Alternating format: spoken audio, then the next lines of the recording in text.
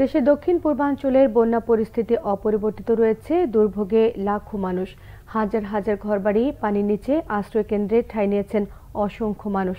দর্শক, ফেনীর দাগনভূঞা থেকে বন্যা পরিস্থিতি সম্পর্কে জানাচ্ছেন সিনিয়র রিপোর্টার মুহিবুল্লাহ মুহিব। দর্শক, এই মুহূর্তে আমি রয়েছি ফেনীর দাগনভূঞা এলাকায়। মহাসড়ক লাগোয়া এই গ্রামটির অবস্থা দেখলেই আপনারা বুঝতে পারছেন যে কি পরিমাণ পানি এখানে হয়েছে। এখানে নারী পুরুষের যে দুর্ভোগ, এখানে আমরা একটি উদ্ধারকারী একটি টিম দেখতে পাচ্ছি, যারা বিভিন্ন বাড়ি থেকে বাসা বাড়ি থেকে নারী পুরুষদেরকে উদ্ধার করার জন্য কাজ করছেন। এটি একটি সড়ক এবং এটি পাকা সড়ক। এই পাকা সড়কে প্রায় বুক সমান পানি হয়ে গেছে এবং এখানে আটকা পড়ে এখনো অসংখ্য মানুষ রয়েছে। একই সঙ্গে আমার ঠিক বাম দিকে একটি মসজিদ দেখতে পাচ্ছি, সেই মসজিদের অবস্থাও কিন্তু অনেকটাই তলিয়ে গেছে। এই এলাকায় একটি মানবিক বিপর্যয়ের মধ্যে পড়েছে, বিশেষ করে খাবার পানির যে তীব্র সংকট সেটি কিন্তু আমরা লক্ষ্য করছি।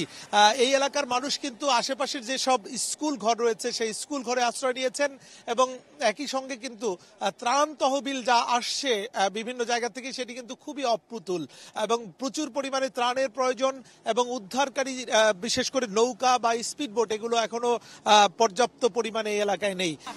এখন কি কিসমত যা আছে তা আমি সিরা মুড়ি বিস্কিট এটাই মোটামুটি এখনো পাই নাই। আমরা এখন ছাদের উপরে এখানে আছি, দোতলার উপরে। জি না, পানি এতটুকু কমতেছে না, আরো বেড়তেছে বর্তমানে। পানি কালকে ছিল এতটুকু, আজকে বুকের উপরে। ভিতরে আরো বেশি পানি। ভিতরে মানুষও দূরত্ব আছে, কিছু লোক আছে মুরব্বীরা আইতে পারেন না, বেরোয়াত করে আমরা আনতেছি। একটু আমরা একটু আপনার সঙ্গে কথা বলতে চাই। আপনি কোথা থেকে এসেছেন এবং আপনার বাড়ির অবস্থা কি একটু বলেন তো?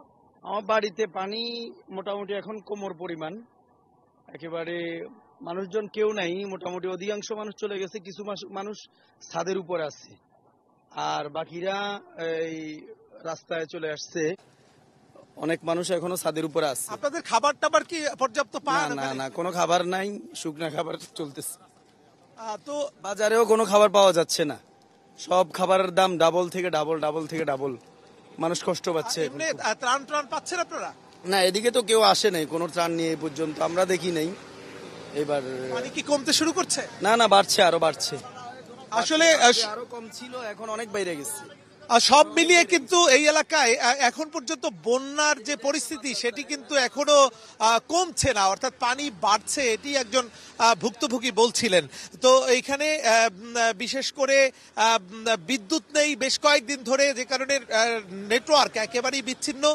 তো সব মিলিয়ে এই এলাকায় এই মুহূর্তে বিদ্যুতের প্রয়োজন এবং একই সঙ্গে এই মোবাইল অপারেটরগুলো যারা রয়েছেন তাদের নেটওয়ার্ক সচল করে দেওয়ার একটি কিন্তু দাবি রয়েছে। তবে বিদ্যুৎবিহীন এলাকায় নেটওয়ার্ক না থাকার কারণে যেসব মানুষকে কোথায় আটকে পড়ে আছে সেটি কিন্তু আসলে চিহ্নিত করা খুব দুঃসাধ্য হয়ে পড়েছে। তো এই ছিল আমার কাছে ফেনী এলাকার বন্যার সার্বিক পরিস্থিতির তথ্য।